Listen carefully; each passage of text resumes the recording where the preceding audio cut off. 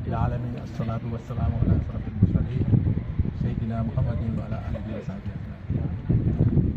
Profesor Nasaruddin semalam bercerita bahwa pada hakikatnya kita manusia itu sama, tidak ada profesor, doktor, tapi yang penting setiap orang bisa berdiri yang bisa. Tolong walaupun 1 menit sampaikan kata yang bermanfaat. Kata bermanfaat itu adalah kata yang memberikan pahala bagi orang lain. Kalau dapat memberikan pahala kepada orang lain, itu isinya artinya Al-Quran. Jadi setiap kita ini adalah dai. Tadi seperti yang bicara tadi, sebenarnya dai semua. Artinya orang yang memberikan kebahagiaan, memberikan pencerahan bagi orang lain. Bahkan tadi pada waktu saya duduk, sebenarnya semua kita ini, siapa yang mau berdiri memberikan ceramah, silakan. Walaupun 1 menit. Antara kita ini semua bisa. Untuk menunjukkan, kata Profesor Nasaruddin adalah untuk menunjukkan bahwa kalimat dia itu memang agak sedikit aneh.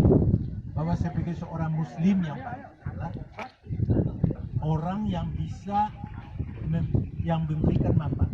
Kalimat beliau begini. Jangan bertanya apa yang kita dapatkan.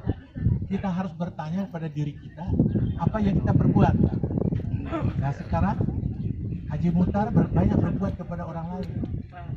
Harus bertanya begitu kepada diri kita, apa kita yang pernah berbuat. Misalnya Pak Janur pernah jemput apa berbuat.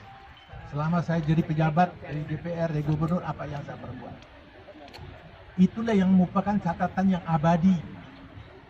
Wujud abadi itu adalah wujud apabila ada monumental yang kita perbuat. Misalnya bangun masjid, bangun musola, bangun sekolah, bangun apa untuk orang banyak, itu yang abadi. Kalau kita memberikan sedekah kepada orang misalnya bersifat uang, itu tidak abadi. Tidak abadi, karena pada waktu sementara.